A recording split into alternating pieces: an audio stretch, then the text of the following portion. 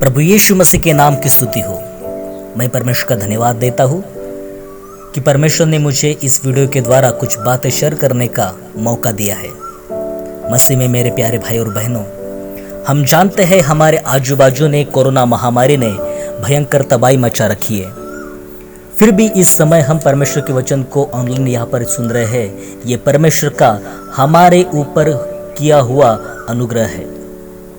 और जो बातें मैं यहाँ पर आपको शेयर करना जा रहा हूँ वो कुछ इस प्रकार है कि इन दिनों में जब हम सोचते हैं कि हम कमज़ोर हैं, जब हम सोचते हैं कि मेरे जीवन में बहुत सारी कमी घटी है, जब हम सोचते हैं कि हम कमज़ोर हैं, ऐसी परिस्थिति में परमेश्वर हमसे क्या कहता है, यही बातें 8 मुद्दों में हम परमेश्वर के वचन सीखने जा रहे हैं। और मैं चाहता हूँ कि आप भी मेरे साथ इन बातों को कबूल करें और परमेश्वर के वचन का आशीष अपने जीवन में प्राप्त करें। कुछ घोषणा यहाँ पर आप मेरे साथ कीजिए। पहली घोषणा मेरे साथ कीजिए कि मैं यह कबूल नहीं करूंगा कि मैं कुछ नहीं कर सकता। फिर से एक बार, मैं यह कबूल नहीं करूंगा कि मैं कुछ नहीं कर सकता। क्यों?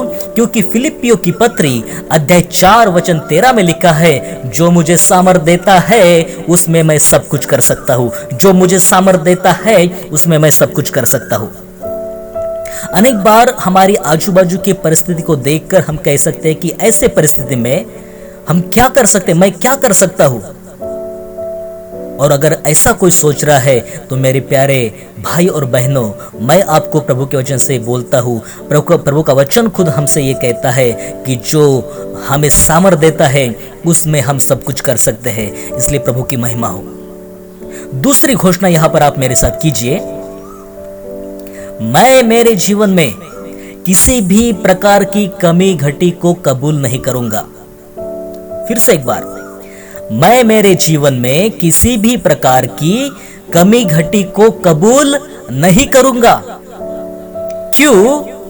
क्योंकि फिलिपियों की पत्री 4 अध्याय और 19वें वचन में लिखा है, मेरा परमेश्वर भी अपने उस धन के अनुसार जो महिमा सहित मसीह यीशु में है, तुम्हारी हर एक घटी को पूरा करेगा। हालेलुया। यदि परमेश्वर हमारी कमी घटी को यीशु मसीह में पूरा करने की सामर्थ्य रखता है तो हमारे आजू बाजू में जो परिस्थिति निर्माण हुई है उस परिस्थिति को देखकर कमी घटी को हमें कबूल करना चाहिए या परमेश्वर के वचन को कबूल करना चाहिए?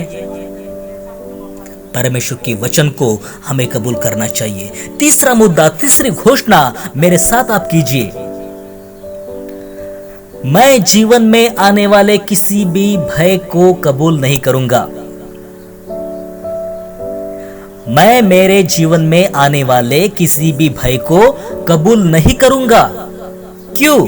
क्योंकि परमेश्वर के वचन में 2 तीमुथियुस की पत्री उसका 1 अध्याय और 7वें वचन में लिखा है, परमेश्वर ने हमें भय की नहीं पर सामर्थ और प्रेम और संयम की आत्मा दी है। फिर से एक बार, परमेश्वर ने हमें भय की नहीं पर सामर्थ और प्रेम और संयम की आत्मा दी है।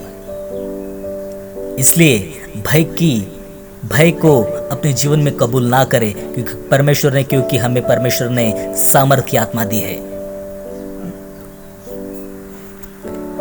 चौथी घोषणा आप मेरे साथ कीजिए, मेरे जीवन में कभी भी मैं कमजोरी को कबूल नहीं करूंगा। हालेलुया।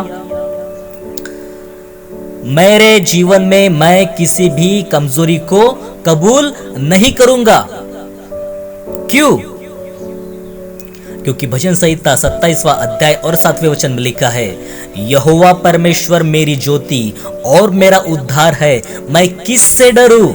यहोवा मेरे जीवन का गढ़ ठहरा है, मैं किसका भय खाऊं? कितनी अद्भुत बात है। हमें डरने की जरूरत नहीं, हमें कमजोर महसूस करने की जरूरत नहीं है। किसकी? हमारा दृढ़ गढ़, क्योंकि हमारा दृढ़ गढ़ परमेश्वर है। हमें किसी को डरने की जरूरत नहीं है। और उसी तरह दानियल की किताब उसका 11वां अध्याय और 32वें वचन में लिखा है, जो लोग दुष्ट होकर उस वाचा को तोड़ेंगे उनको वह चिकनी चुपड़ी बातें कह कह कर भक्तिहीन कर देगा, परंतु जो लोग अपने परमेश्वर का ज्ञान रखेंगे वे हियाव बांधकर बड़े काम करेंगे। वो कमजोर नहीं रहेंगे, वो बड़े काम करेंगे। हालेलुया। इस वचन को आप सच में अपने जीवन में कबूल करें, लागू करें, परमेश्वर आपको आशीष देगा। पांचवी घोषणा आप मेरे साथ कीजिए, मैं अपने जीवन में शैतान के वर्चस्व को कबूल नहीं करूंगा। मैं अपने जीवन में शैतान के वर्चस्व को कबूल नहीं करूंगा। हाँ, क्योंकि यूहन्ना की पहली पत्री अध्याय 4 वचन 4 में लिखा है, हे बालको, तुम परमेश्वर के हो और तुमने उन पर जय पाई है, क्योंकि जो तुम में है वह उससे जो संसार में है बड़ा है। हालेलुया। शैतान को अपने जीवन में वर्चस्व करने का, शैतान को अपने जीवन में बड़ा होने के लिए कबूल मत कीजिएगा, स्वीकार मत कीजिएगा इस बात को, क्योंकि जब हम यीशु मसीह में हैं, हम परमेश्वर के हैं और हमने जय पाई है, और जो हमारे अंदर है वो इस संसार में जो है, इस दुनिया में जो है, उससे बड़ा हमारे अंदर है। हालेलुया। छठवीं घोषणा आप मेरे साथ कीजिए, मैं अपने जीवन में कभी भी बीमारी को कबूल नहीं करूंगा।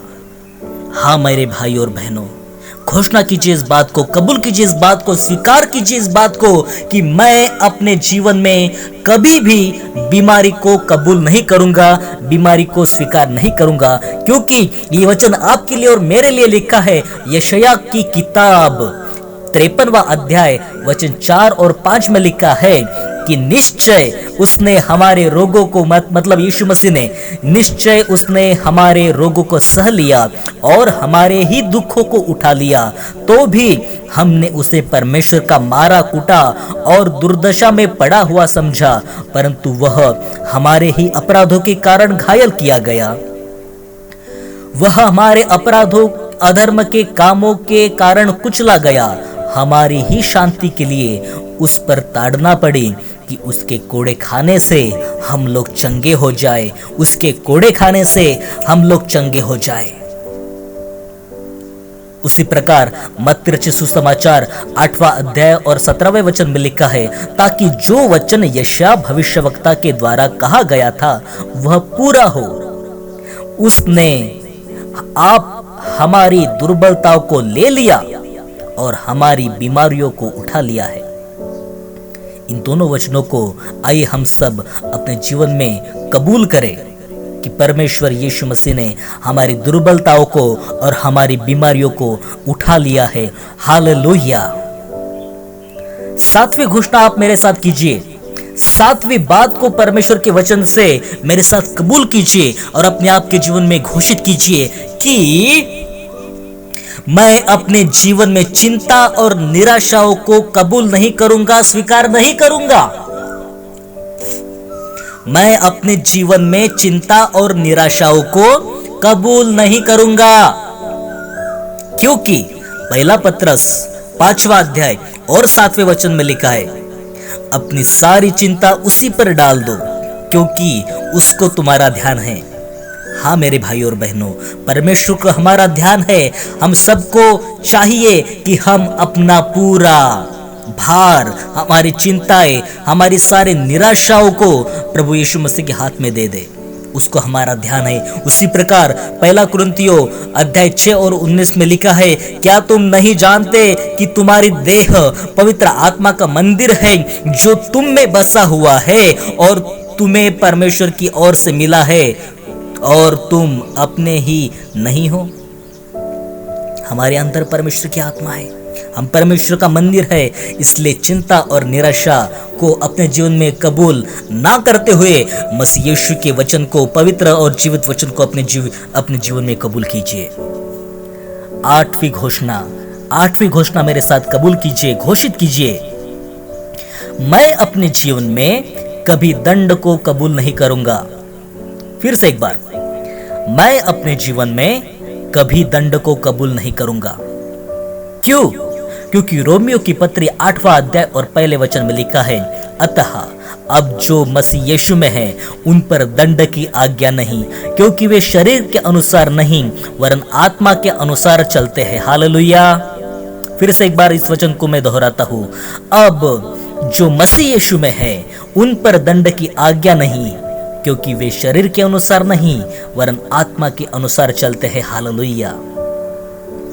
मसीह में मेरे प्यारे भाई और बहनों, इन सारे वचनों को अपने जीवन में कबूल कीजिए, स्वीकार कीजिए, क्योंकि आजू बाजू में जो हमारे परिस्थिति है, भय की परिस्थिति है, निराशा की परिस्थिति है, चिंता की परिस्थिति है, कमजोर होने करने वाली परिस्थिति है, इन वचनों, इन परिस्थिति के बावजूद भी परमेश्वर का वचन आपके और मेरे लिए सबसे बड़ा हथियार है, सबसे बड़ी शक्ति है, सबसे बड़े सामर्थ परमेश्वर के वचन से हमारे लिए है।